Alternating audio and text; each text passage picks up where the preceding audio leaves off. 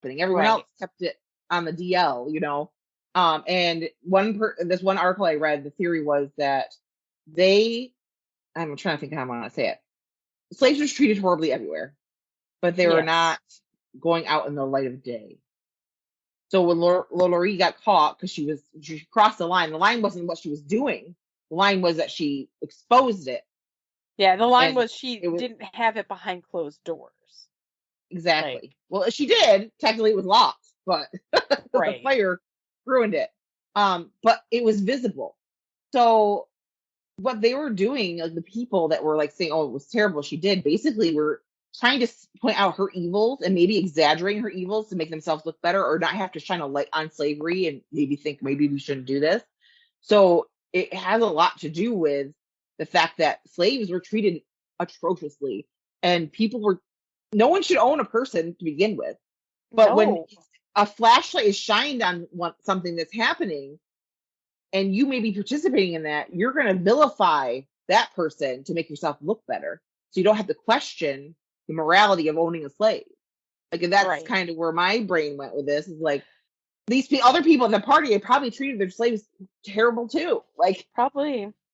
But they didn't get caught doing it. And there was laws, but no charges were ever pressed against the family, even though the papers like condemned them and people condemned them, but nothing was done. They didn't do anything.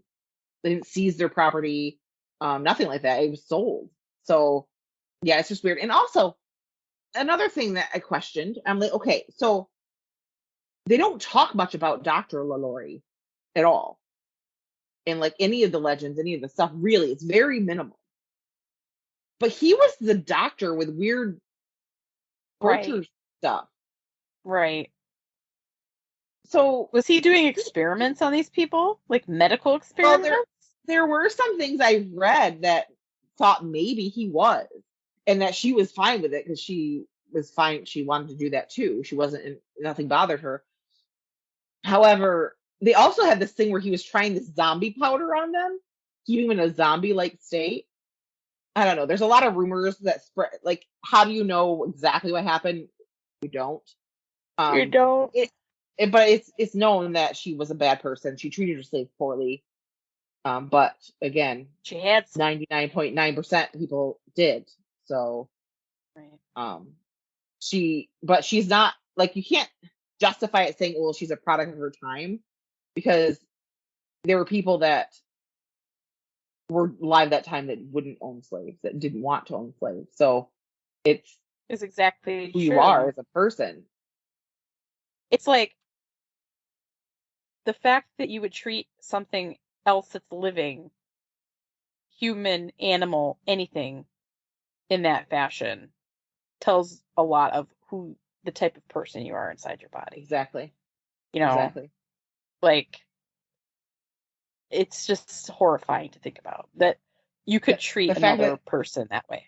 Whipping a person like they're selling people like they're cattle, and taking a woman's baby from her and selling it to someone else. Exactly. Like, all that is just, because they did that shit too.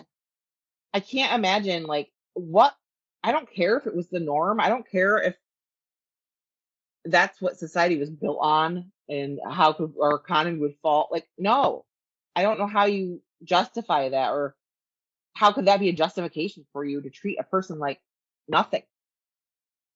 Anyway, this got me all in my, thinking, and like, just like disgusted feeling because of slavery in general and how our country is built on slavery. And and that's why we need education. That's why that we need to educate kids on what really happened, because we can't let that happen again.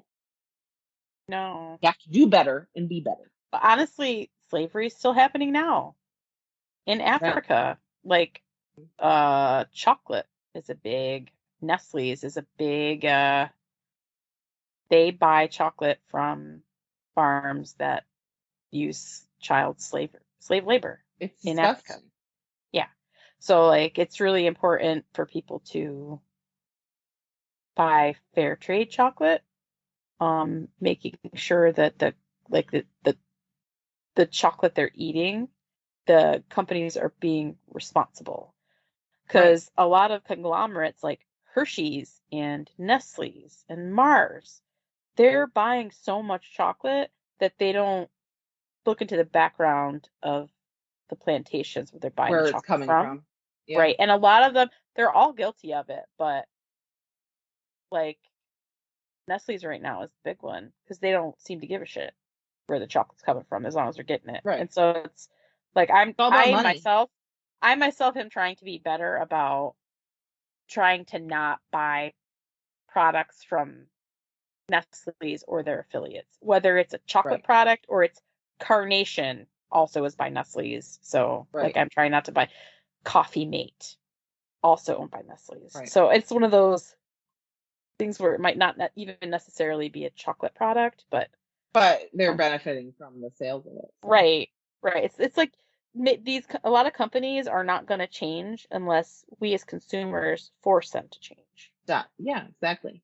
And I think that everyone has their soapbox they stand on or whatever, and you gotta choose what is important to you in your life. And if you learn something like that, like you gotta do better, right?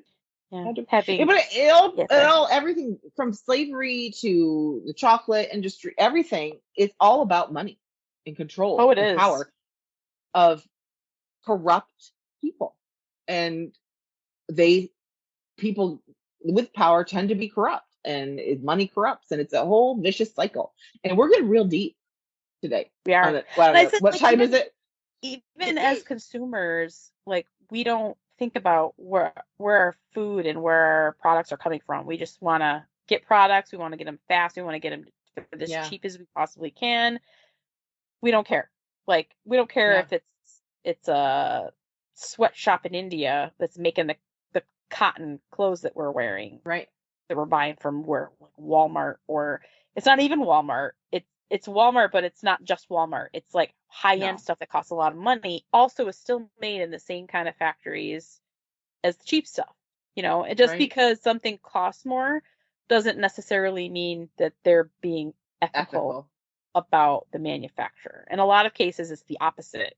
Like they're all about consumerism, and all these companies are all out because they want to make money. So exactly, and you just have to like have your your beliefs and whatever, and then do what you can. And you can't change everything. You can't buy everything fair trade. You can't. Not everyone can do that. Not everyone have the funds to do that. But if you can take a little piece and change it, and then you can make a difference, a small little difference. Right? Do something little. Those little steps are important. So now that we just went off on a tangent. At Sunday at 9:43. 9:43. I know. Oh my God. We're recording this very, very late. Yes. And we're a little sleepy, and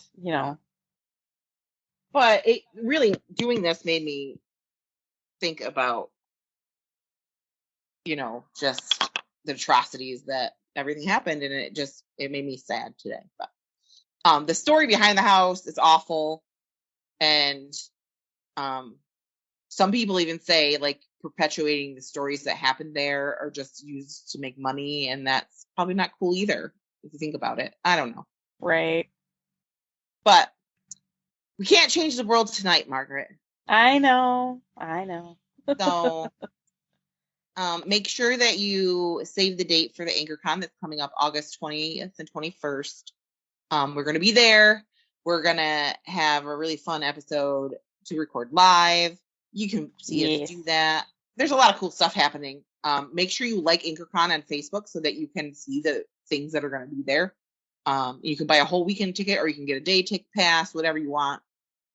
If you want to follow us, you should on Facebook, Instagram, TikTok, and YouTube. I said it all right that time. Yay!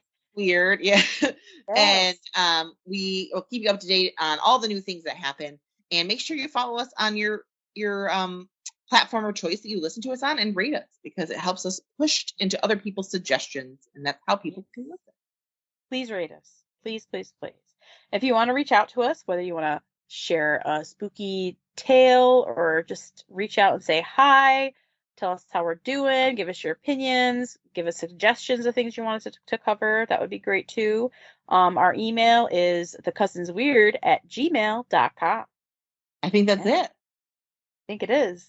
I think we got it. It's time for us to go to bed. I think it is. Hope you listen to our Terrible Trends this week. Also, make sure probably Tuesday will be live. So, yay. See you then. Yay. And stay freaky. Bye. Bye.